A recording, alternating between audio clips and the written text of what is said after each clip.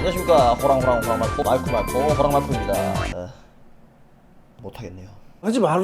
그렇게 하려면 구독, 좋아요 눌러.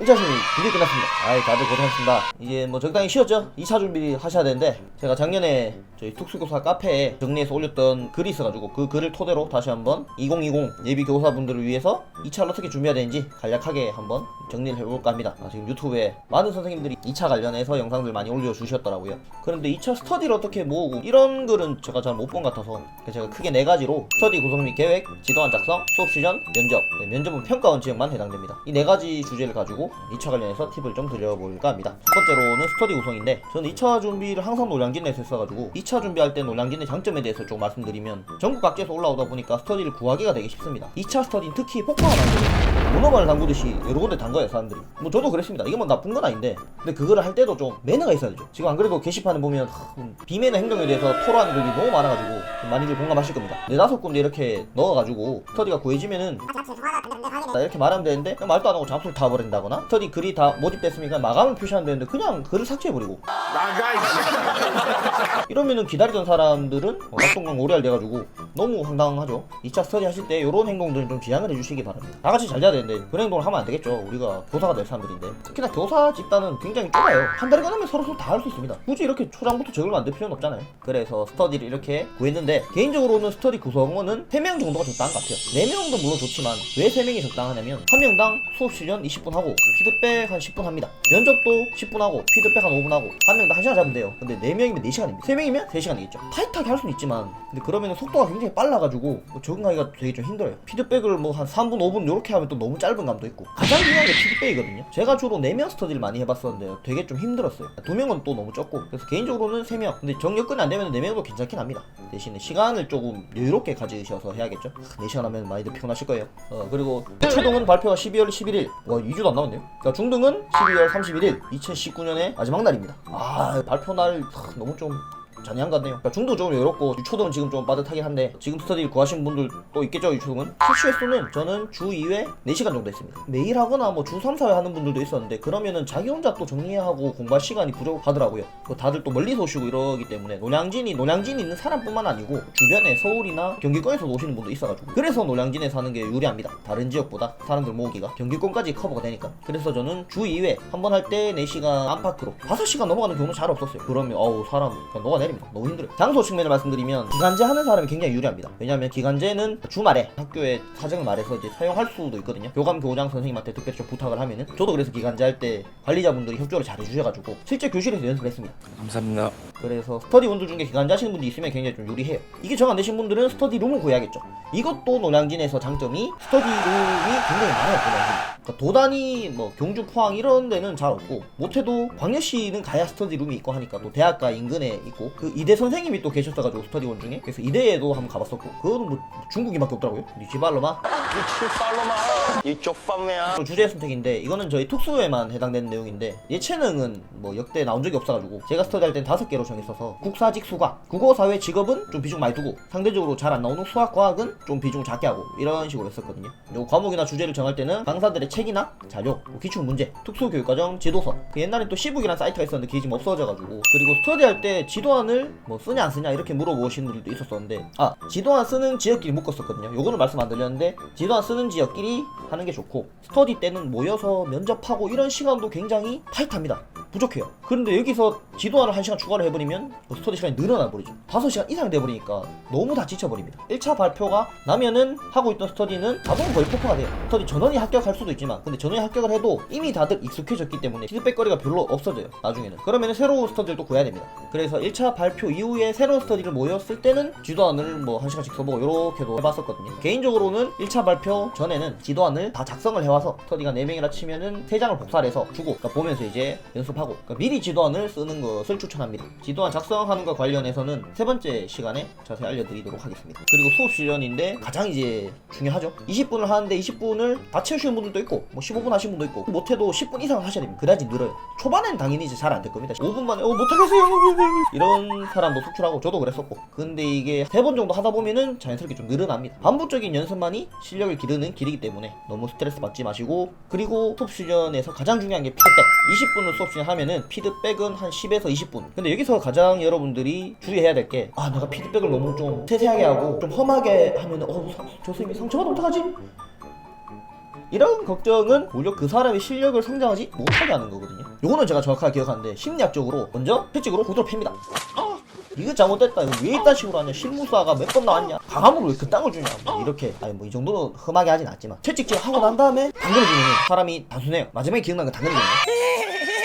심리학적으로 그래요. 이건 확실하게 기억합니다. 카드가 이거 제가 저 수업 시간할 때 진짜 현실이 다 집어냅니다.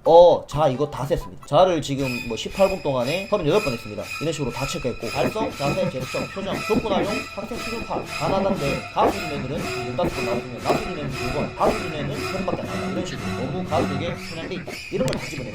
조만간 이거 제 후배들 데리고 할 건데 후배들 기대해 주십시오. 어딜 가서도 당당하게 할 수 있도록 채찍으로 제가 단련시켜드리겠습니다. 너무하다 싶을 정도로 피드백을 했거든요. 근데 이렇게 함으로써 그 스터디 전체가 성장을 해요.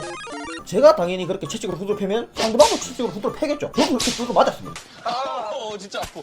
저는 당근을 거의 안 줬어요. 지적사항 피드백 한 30가지 적으면은 칭찬거리는 한 5, 6개밖에 안 됐어요. 그런데 칭찬할 건 확실하게 해줬어요. 지금 특히 중등생들은 당연히 수업시에 못하는 기간이기 때문에 못하는 거 하나는 다 찝어줘야 됩니다. 계속 반복적으로 특히 자, 추임새 정말 많이 실수하실 거예요. 이거 좀 할 때마다 했거든요. 해가지고 저번보다 한 10년째 줄었다. 자세 같은 것도 왔다 갔다 하는 것도 많이 고쳐졌다. 이전에 했던 거랑 비교를 하면서 그 사람이 얼만큼 성장되는지 그런 것도 이야기해줬고, 저도 그런 식으로 지적을 많이 받았고, 저도 자 엄청 많이 했거든요. 그런데 시험을 8번 치다 보니까 2차 스터디 수업 시간만 50번 이상 했을 거예요. 어디서 약을 팔어? 그래서 중요한 거는 피드백을 할 때 상대방이 상처받으면 어떡하지? 이런 걱정하지 마시고 너무하다 싶을 정도로 피드백을 세세하게 다 하시기 바랍니다. 마지막으로 면접인데, 면접은 혼자서 준비하기에 너무 힘들어요. 방법이 없어. 그래서 우리가 강사분들의 자료를 활용하기도 하고, 시중에 또 책이 많이 나오니까 그 중에 원하시는 책을 골라보시고, 그리고 추천드린 책이 교실 속 딜레마 상황 백문백일답, 그 다음 최근 이슈 이런 것도 뭐 땡겨 쓰곤 했거든요. 저희 4명 스터디는 그 이응으로 시작하는 강사분의 책을 다 같이 사서 첫날에 목차를 보고 학교폭력, 학생인권, 학부모와의 상담 뭐 이렇게 중요한 파트를 다 해가지고 당장 다음 주에 할 거 단원을 정해서 그 단원에서 각자 문제를 뽑아와서 구상 3개 집답하나 전부 다 이렇게 만들었거든요. 순서가 문제를 일단 다 먼저 뽑고, 자기 문제 걸리면 이제 서로 바꾸고, 제비에 뽑기 해서 순번을 정하고, 타이머 10분 딱 맞추고 10분 동안 구상을 다 합니다. 구상했던 구상지는 자기가 가지고 있으면서 보면서 면접을 했거든요. 실제 면접에서도 구상지는 가지고 들어가니까 그렇게 해서 1, 2, 3, 4번 순번 정해서 하고 10분 끝나면 피드백 해주고, 내용도 물론 보지만 면접에서의 자세 제가 나중에 직접 보여드릴 건데, 다리가 벌어졌냐, 면접관의 3명과 눈 맞춤을 적절히 했냐, 표정이 어땠냐, 억양이 어땠냐, 제스처 활용, 돌발 상황에 대한 대처 능력, 모르는 문제가 나왔을 때 어떻게 반응하냐, 생각이 안 날 때 이럴 때 어떻게 하냐.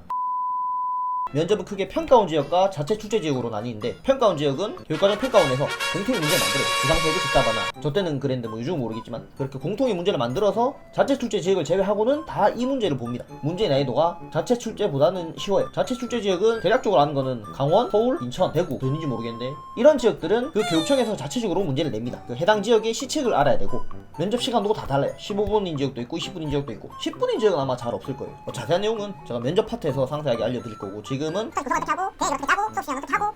대략적인 거에 관해서 한번 알아봤으니까 스터디를 구하실 때 이런 것을 참고해서 구하시면 좋을 것 같습니다. 그리고 노량진이 아닌 분들은 아무래도 뭐 지방의 중소도시는 스터디 구하는 것 자체가 힘들 거예요. 못 가죠. 사람이 없습니다. 읍면 위에 사시는 분들은 어디 가시겠습니까? 그 여건상 노량진에 못 오시는 분들은 적어도 광역시쯤은 가야겠죠. 대구나 부산이나 전라도 분들은 뭐 광주로 가시거나, 충청도 분들은 대전을 가시거나. 왜 그러냐면 2차는 다른 사람 앞에서 해봐야 되거든요. 저는 사촌 누나 2명이 교사라 둘 다 부장인데, 현직 부장교사 2명, 그리고 이제 매형들도 공무원이고 회사원이고 이래가지고 그분들도 같이 봤습니다. 제 수업. 그래서 피드백도 해줬어요. 특히 회사원인 매형이신 분은 인사 쪽에 또 일을 하셨어가지고 제 자세나 표정 그런 거를 다른 시각에서 또 봐주니까 굉장히 신선했습니다. 그런 것도 지적을 받았거든요. 또 고쳐낼 수도 있었고, 또 기간제 할 때 수석교사님이 봐주셨고, 스터디 때 스터디원의 지인이었던 뭐 교관 선생님이 또 봐주셨고, 면접관으로 들어가신 경력이 있는 굉장히 정말 큰 도움이 됐어요. 미래 합격한 스터디원에게 부탁해서 수업 지원을 받았었고, 서울에 일할 때 서울 합격생의 피드백도 받았어.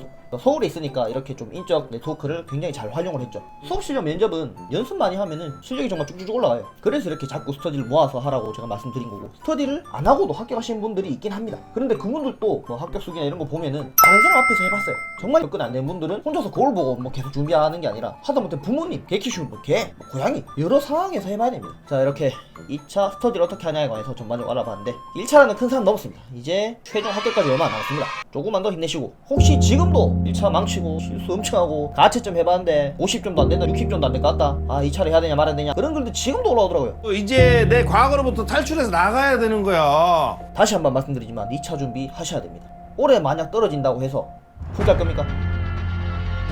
4년이라는 시간을 몇천만 원 줘가면서 부모님 피 땀 흘려 버신 돈으로, 아니면 뭐 자기 혼자 고생을 했더라도 이렇게 4년이면 시간과 몇천만 원의 돈을 투자를 해서 시험친 자격을 얻었습니다. 그리고 항상 학생들을 가르치겠다는 상상을 하셨을 거예요. 아직 2차 발표가 나지도 않았습니다. 설령 내가 떨어진다고 해도 순간 뭐 기분이 나쁠 수는 있지만 현직에 있는 입장에서 저는 더군다나 공부를 7년을 했고 7년의 시간을 투자할 만한 가치가 있는 자리입니다. 임용을 처음 준비할 때도 조심히 생각해 보십시오. 그리고 교생했을 때 그 학생들의 모습을 생각을 해보세요. 그렇게 쉽게 포기하지 마시기 바랍니다. 아주 유명한 말이 있습니다. 안 되면 언제까지? 될 때까지 하시다 보면 합격할 수 있습니다. 될 때까지 해보십시오. 호랑호랑 받고 있습니다. 그냥 끄지 마시고 도움 되셨다면 구독, 좋아요 쪽, 댓글도 부탁드리겠습니다. 안녕. 'Cause you are my girl.